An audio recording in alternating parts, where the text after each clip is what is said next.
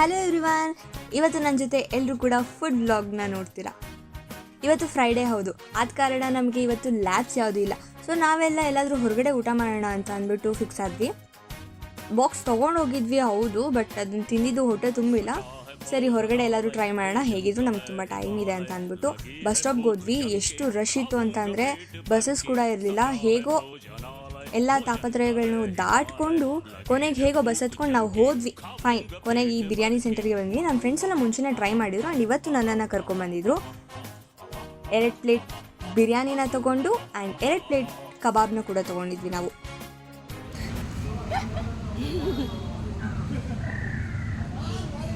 ತಿನ್ನೋ ತಿನ್ನೋ ತಿನ್ನೋ.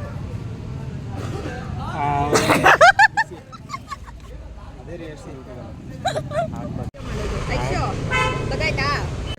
ಈರುಳ್ಳಿ, ಮಶ್ರೂಮ್ ಕಬಾಬ್ ಇಟ್ಕೊಂಡು ಇಲ್ಲಿ ಬಾ. ಒನ್ ಮೋರ್ ಮಶ್ರೂಮ್, ಅದೆಲ್ಲ ಬೇಡ. ಇದೆರಡು ನಮಗೆ ಸಂಬಂಧಪಟ್ಟಿಲ್ಲ, ಸೊ ಬೇಡ ಆಯ್ತಾ. ಅನ್ನ ಹೀಗೆ ಇಟ್ಕೊಂಡು ಫೇಸ್ ಮಾಡ್ತಿಲ್ಲ. ಉಂಡೆ ಬೇಡ ಉಂಡೆ ಕಟ್ಕೊಂಡು ಹೌದು ಉಂಡೆ ಕಟ್ಟೋಣ. ಆ ಥರ ಮಶ್ರೂಮ್ನ ಮಧ್ಯದಲ್ಲಿ ಇಟ್ಕೊಂಡು ತಿನ್ನೋಕ್ಕೆ ಸಕ್ಕತ್ತಾಗಿತ್ತು. ಮಶ್ರೂಮ್ ಕಬಾಬ್ ಅಂತೂ ಸೂಪರ್ ಆಗಿತ್ತು. ಸೊ ನಾವು ಇನ್ನೊಂದು ಪ್ಲೇಟ್ನು ಕೂಡ ತೊಗೊಂಡಿದ್ವಿ. ಸೂಪರಾಗಿ ಮಠ ಮಧ್ಯಾಹ್ನ ಈ ಬಿಸಿ ಬಿಸಿ ಬಿರಿಯಾನಿನ ತಿನ್ಕೊಂಡು ನಾನು ಹೊರಟೆ ಮನೆಗೆ.